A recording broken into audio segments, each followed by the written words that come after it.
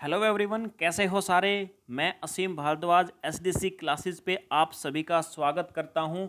Haryana civil service से relevant सभी प्रकार की जानकारी इस सेशन के अंदर मैं आप सभी के साथ शेयर करूंगा। वो सारे के सारे एस्पिरेंट्स जो हरियाणा सिविल सर्विस एग्ज़ाम की प्रिपरेशन पहले से कर रहे हैं या भविष्य में करना चाहते हैं, आप सभी को पता है कि हरियाणा सिविल सर्विस का एग्ज़ाम पैटर्न चेंज हो गया है और नया एग्ज़ाम पैटर्न जो है उस एग्ज़ाम पैटर्न के बारे में सभी प्रकार की इन्फॉर्मेशंस आज इस सेशन के अंदर मैं आप सभी के साथ शेयर करने जा रहा हूं। आइए सारे के सारे एस्पिरेंट्स, देखिए सेशन शुरू करने से पहले मैं एक आप सभी का जो डाउट होता है कॉमन, उस डाउट को दूर कर देता हूं। बच्चे पूछते हैं सर हम जॉब करते हैं और सर जॉब के साथ हम इस एग्ज़ाम को क्वालिफाई कर सकते हैं, सर क्या कोई चांस है इस जॉब को क्रैक करने का।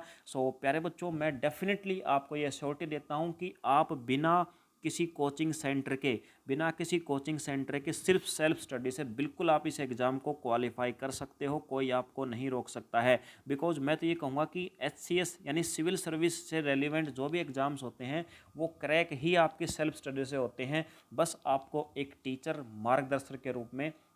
आपको मार्गदर्शक के रूप में चाहिए होगा जो आपको लगातार कॉन्स्टेंटली रास्ता दिखाता रहे। जब आप डीमोटिवेट हों तो आपको मोटिवेट कर सके, आप गलत रास्ते पर चलें तो आपको सीधे रास्ते पर चला सके। बाकी मेहनत और सेल्फ स्टडी सारी आपकी ही होगी।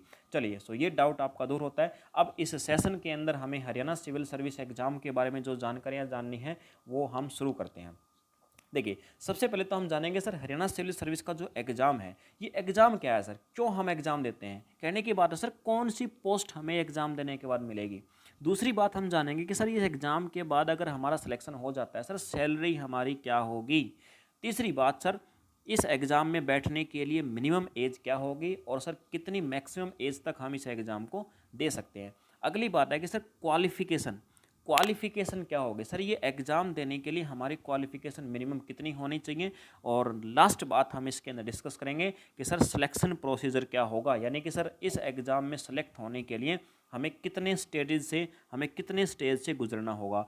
ये 5 पॉइंट हैं डियर एस्पिरेंट्स, जो 5 पॉइंट्स मैं आपके साथ इस सेशन के अंदर डिस्कस करूंगा। एक छठा पॉइंट और होता है जिसको हम बोलते हैं बुक लिस्ट। बुक लिस्ट मैं अगले सेशन में डिस्कस करूंगा, ये सेशन ज़्यादा लंबा हो जाएगा। बुक लिस्ट के ऊपर अपना एक अलग से सेशन मैं आपके साथ बनाऊंगा, ठीक है। चलिए इस सेशन की शुरुआत करते हैं और इन्हीं सारे के सारे पॉइंट्स जो मैंने आपके सामने डिस्कस कर रखे हैं इनमें से फर्स्ट पॉइंट पे हम आते हैं और उसके बारे में चर्चा करते हैं, जिसको हम बोलेंगे पोस्ट। यानी कि सर जैसा कि मैंने कहा था कि हरियाणा सिविल सर्विस अगर आपका एग्ज़ाम क्रैक हो जाता है तो आपको कौन सी पोस्ट मिलेगी। इस पोस्ट के नाम बताने से पहले मैं आपको सिर्फ 1 पॉइंट आपके सामने डिस्कस करने जा रहा हूँ कि आपको जो भी पोस्ट मिलेगी वो पोस्ट ऐसी होगी कि आपका समाज, आपकी गली, आपका परिवार, आपके रिश्तेदार आप पर गर्व करेंगे। यानी कि सम्मानित पोस्ट होगी, आपके लिए डिग्निटी वाली पोस्ट होगी इस एग्ज़ाम को क्रैक करने के बाद। फॉर एग्जांपल जैसे कि HCS एग्जीक्यूटिव ब्रांच, जैसे for example SDM, DSP, assistant excise and taxation officer, A class tehsildar, assistant registrar. तो इस प्रकार की सारी के सारी सम्मानजनक पोस्ट आपको मिलेंगे अगर ये एग्ज़ाम आप क्वालिफाई कर देते हो तो। यानी कि आप हरियाणा सरकार के अंदर एक प्रशासनिक पद, एक एडमिनिस्ट्रेटिव जॉब आपको मिल जाती है। पोस्ट A1 क्लास की होगी। इसके बाद सेकंड हमारा कि सैलरी कितनी होगी। क्या HCS एग्ज़ाम क्रैक करने के बाद हमें जो जॉब मिलेगी उस सैलरी से हमारा जीवन यापन हो जाएगा। बिल्कुल डेफिनेटली हो जाएगा। सैलरी का जो क्राइटेरिया आता है HCS एग्ज़ाम के अंतर्गत, वैसे तो देखो मैंने आपको पोस्ट के नाम बताए हैं, अलग अलग प्रकार की पोस्ट बताई हैं। उन्हीं अलग अलग पोस्ट के अंदर सैलरी भी आपकी वेरी करेगी।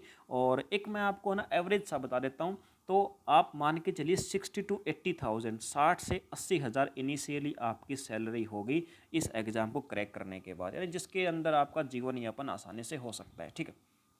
ठीक है सर, सैलरी के बाद अब अगली चीज़ जो हम डिस्कस करेंगे वो करेंगे सर एज। अगर एज की बात किया जाए मिनिमम एज आपकी कितनी होनी चाहिए। देखिए हरियाणा सिविल सर्विस एग्जाम जो है ना, इसके अंदर जितनी भी पोस्ट आती है उनको हम 2 कैटेगरी में बांटते हैं। एक तो पोस्ट होती है DSP, इसको अलग रखा जाता है, और DSP के अलावा अदर जितनी भी पोस्ट होती हैं वे अलग होती हैं। DSP की पोस्ट जो होती है उस पोस्ट पर आपका चयन होने के लिए, आपका सिलेक्शन होने के लिए आपकी एज मिनिमम 21 और मैक्सिमम होगी 27। रिलैक्सेशन होते हैं वो एक अलग चीज़ है, बट जनरली जो एज लिमिट होती है वो होती है 21 to 27। और डीएसपी के अलावा जितनी भी अदर पोस्ट होती हैं उन सभी के लिए एज होती है 21 to 42। यानी कि आप अप्रोक्सीमेटली मान सकते हो 42 का मतलब होता है लाइफ टाइम हो गए यार, इससे ज़्यादा कब भरोगे। तो 21 से 42 यहाँ तक आप एग्ज़ाम दे सकते हो। और अब बात आती है सर नंबर ऑफ अटैम्प्ट, तो कोई लिमिट नहीं होती किसी भी कैंडिडेट के लिए, अटैम्प्ट की कोई भी लिमिट नहीं होती है। सो जब तक है जान लगे रहो इस एग्ज़ाम देने के लिए। ओके चलिए अब बात करते हैं सर रिलैक्सेशन की। रिलैक्सेशन कितना होता है? सो रिलैक्सेशन की अगर बात किया जाए तो SC ST BC के लिए 5 ईयर्स, फीमेल्स के लिए 3 ईयर्स और हैंडीकैप के लिए 10 ईयर्स अप्रोक्सीमेटली होता है। और जो हैंडीकैप भी हो और SC ST या BC हो सो उसको 15 ईयर आप खुद देखिए जोड़ के 42 के अंदर 15 और जोड़ दीजिए, अप्रोक्सीमेटली रिटायरमेंट की उम्र तक आप ये एग्ज़ाम दे सकते हैं। ठीक है चलिए सर, सो ये हो गया एज लिमिट हमारा। इसके बाद सर हम बात कर लेते हैं क्वालिफिकेशंस। ये जो एग्ज़ाम है सर इसके लिए क्वालिफिकेशंस क्या रहेंगे सर? सो क्वालिफिकेशन की अगर मैं बात करूँ सो आपको होना पड़ेगा ग्रेजुएट किसी भी स्ट्रीम से, आर्ट कॉमर्स साइंस किसी भी बैकग्राउंड से आपको ग्रेजुएशन करनी है। और जस्ट ग्रेजुएशन के बाद आप हरियाणा सिविल सर्विस एग्ज़ाम को दे सकते हैं। अब बात करते हैं सर क्या कोई फिजिकल भी होता है, कोई फिजिकल मेजरमेंट होता है सर? सो फिजिकल मेजरमेंट नहीं होता है, बट एक पोस्ट होती है डीएसपी। डीएसपी की पोस्ट के लिए आपको हाइट चाहिए। अगर आप मेल हैं तो आपको 170 सेंटीमीटर चाहिए, अगर आप फीमेल हैं तो 157 सेंटीमीटर चाहिए। और चेस्ट की अगर बात किया जाए तो सिर्फ मेल के ऊपर अप्लाई होती है ये बात।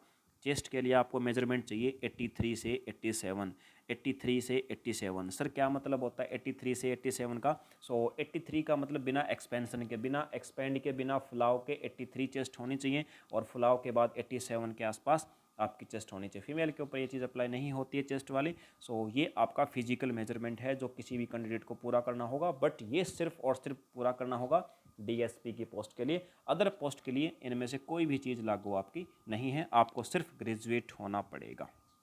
That's it. ये आपकी क्वालिफिकेशन है इस एग्ज़ाम के लिए।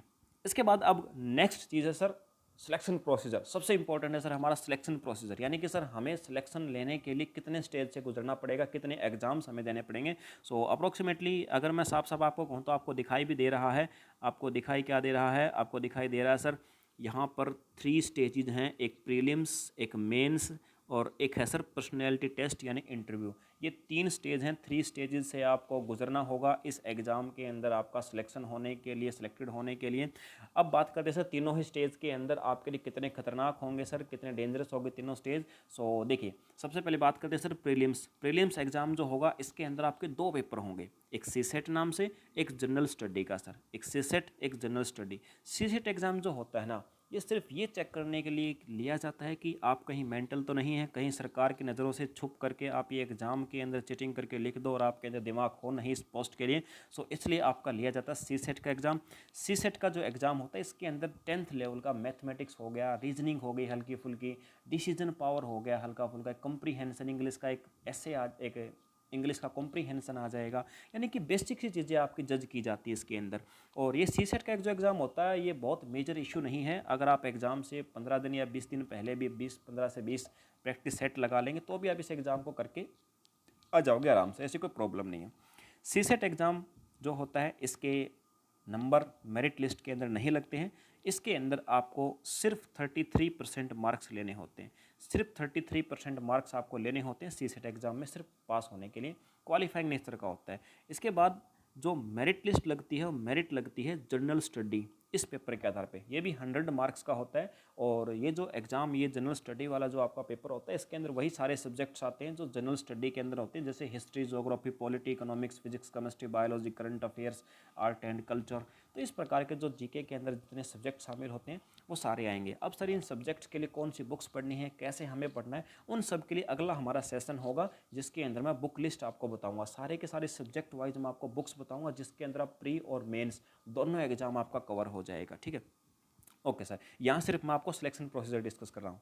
तो सर ये तो हमारा प्रीलिम्स होगा जिसके अंदर 2 पेपर होते हैं। इस पेपर के अंदर जो मार्क्स आएंगे उसके आधार पर मेरिट लिस्ट लगेगी और उसी मेरिट लिस्ट से हमारा मेंस एग्जाम में बैठने के लिए सिलेक्शन होगा। अब सर आपका एक डाउट होगा, सर ये जनरल स्टडी का जो आपने सेकंड पेपर बताया सर, इसमें 100 मार्क्स में से अप्रोक्सीमेटली हमें कितने लेने होंगे सर मेंस एग्जाम में बैठने के लिए? सो अप्रोक्सीमेटली अभी जो एग्जाम हुआ है जस्ट उसके अंदर जिस बच्चे के 70 के अराउंड मार्क्स थे, अप्रोक्सीमेटली 70 मार्क्स जिसके थे वो मेंस एग्जाम के लिए क्वालिफाई था। अब एक बार जो बच्चा मेंस एग्जाम में चला जाता है उसको प्री के नंबर उसके फिर मेंस में काउंट नहीं होंगे, फिर उसका जो मेरिट लिस्ट दोबारा लगेगी वो सिर्फ मेंस के मार्क्स के आधार पर लगेगी। तो प्रीलिम्स एग्जाम तो सिर्फ मेंस में बैठने के लिए एक स्टेज होती है आपकी, ठीक है। सो आपका मान लीजिए प्रीलिम्स एग्जाम क्वालिफाई हो जाता है, आप मेंस एग्जाम में बैठोगे तो मेंस एग्जाम के अंदर आपके एग्जाम कितने होंगे, आपके एग्जाम देने होंगे आपको 4 paper, paper 1, paper 2, paper 3 and paper 4। ये 4 पेपर्स आपको देने होते हैं मेंस में।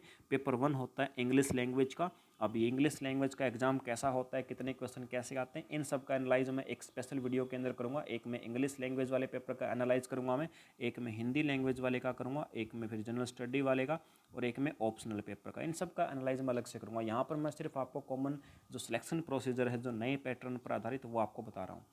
सो पेपर 1 के अंदर मैंने बताया इंग्लिश लैंग्वेज का पेपर होगा 100 नंबर का। पेपर 2 के अंदर हिंदी लैंग्वेज का पेपर होगा 100 नंबर का। उसके बाद जनरल स्टडी का पेपर होगा 200 नंबर का, और ऑप्शनल जो होगा वो भी आपका होगा 200 नंबर का। यानी कुल मिलाकर के जो आपका मेंस एग्ज़ाम है इसके नंबर हो गए 600, और उसके साथ ही ये इंटरव्यू के मार्क्स होते हैं 75। सो कुल मिला के 600 और 75, कुल मिलाकर 675 इस नंबर में से फाइनल आपकी मेरिट लिस्ट बनाई जाएगी। और इस मेरिट लिस्ट के अंदर अप्रॉक्सीमेटली जिस बच्चे के 60% के आसपास मार्क्स आ जाते हैं उसका फाइनल सिलेक्शन भी हो जाता है हरियाणा सिविल सर्विस एग्ज़ाम के अंदर। सो ये डियर एस्पिरेंट्स आपका सिलेक्शन प्रोसीजर था हरियाणा सिविल सर्विस एग्ज़ाम के लिए। सो ये सारे सभी के सभी इंपॉर्टेंट इन्फॉर्मेशंस मैंने आपके साथ शेयर की इस सेशन के अंदर। अगले सेशन के अंदर मैं शेयर करूंगा बुक लिस्ट के बारे में कि हरियाणा सिविल सर्विस एग्ज़ाम को क्रैक या क्वालिफाई करने के लिए आपको कौन कौन सी बुक लिस्ट फॉलो करनी है, ताकि आप सेल्फ स्टडी करके घर पर ही आप उनको क्वालिफाई कर सको। सो एसडीसी क्लासेस के साथ आप जुड़े रहेंगे, और जल्दी ही हमारी जो एप्लीकेशन प्ले स्टोर पर है एसडीसी क्लासेस उसके ऊपर हरियाणा सिविल सर्विस एग्ज़ाम का स्पेशल बैच शुरू होने वाला, फाउंडेशन बैच होगा। कंप्लीट 1 ईयर के लिए बैच हम स्टार्ट करेंगे। सो जल्दी ही शुरू होगा, उसकी इन्फॉर्मेशंस भी आपको मिल जाएगी। सो चलिए इस सेशन के अंदर मैं असीम भारद्वाज यहीं इसको एंड करता हूँ। मिलते हैं अगले सेशन के अंदर, तब तक के लिए जय हिंद।